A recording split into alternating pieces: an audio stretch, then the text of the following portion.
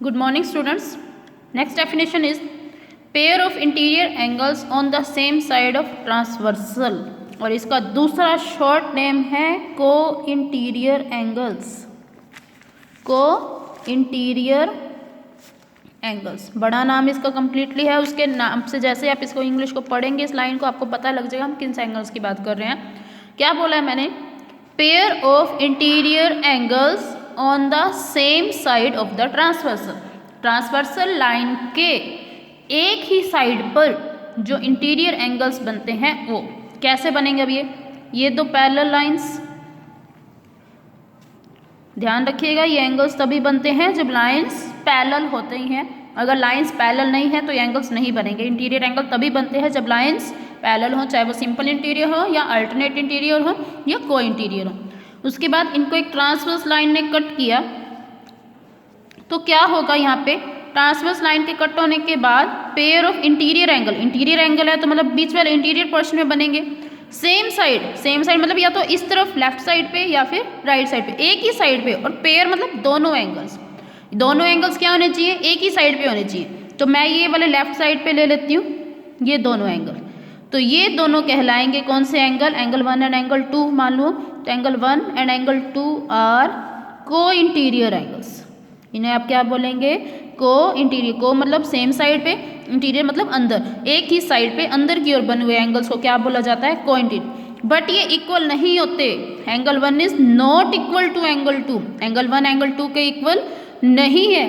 इनकी क्वालिटी क्या होती है? ये सप्लीमेंट्री होते हैं, मतलब इन दोनों का सम जो है वो 180 होगा। दोनों का सम क्या होगा? 180 डिग्री। ये दोनों सप्लीमेंट्री होंगे, ये चीज़ ध्यान रखिएगा। अब तक आपने क्या किया था? जो अल्टरनेट इंटीरियर एंगल्स थे वो इक्वल होते हैं, कोरस्पॉन्डिंग एंगल्स होते हैं वो भी इक्वल होते हैं। बट ये जो को इंटीरियर एंगल्स होते हैं या जो ये पेयर होता है इंटीरियर एंगल्स का जो एक ही साइड पर बनता है, सेम साइड पे बनता है, उन दोनों का सम कितना होता है? 180 डिग्री। आप बस आपको यही ध्यान रखना है। दोबारा देखिए, ये जो दो पैरेलल लाइन, इनको एक ट्रांसवर्स लाइन ने कट किया तो एक ही तरफ बनने वाले इंटीरियर एंगल्स का सम हमेशा कितना होता है? 180 degree. Angle 3 plus angle 4 is equal to 180 degree. बस इतना आपको याद रखना है। अभी मैंने डेफिनेशंस की एक पिक सेंड की है, वो समझ लीजिए आप।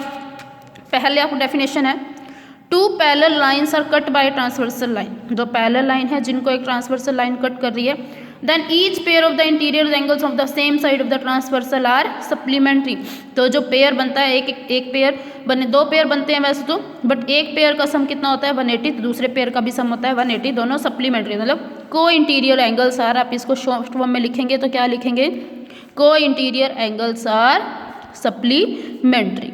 आप इसको ऐसे भी लिख सकते हैं पूरी डेफिनेशन को interior angles are supplementary. Second, if the two parallel lines are cut by transversal line. दो पैरेलल लाइन है जिनको एक ट्रांसवर्सल लाइन कट कर रही है, then the each pair of corresponding angles are equal. Corresponding angles हमेशा क्या होते हैं? इक्वल होते हैं। थर्ड है, if two parallel lines are cut by transversal line then each pair of alternate interior angles are equal. ये मैं सब कुछ आपको बता चुकी हूँ। सब कॉरस्पॉन्डिंग एंगल्स भी इक्वल होते हैं, अल्टरनेट इंटीरियर एंगल्स भी इक्वल होते हैं, बट जो सेम साइड पे इंटीरियर एंगल्स बनते हैं उनका सम कितना होता है? 180 डिग्री। ये तीनों रूल्स आपको याद रखने हैं और तीनों टाइप्स इन एंगल्स की भी आपको अच्छे से आइडेंटिफिकेशन होनी चाहिए।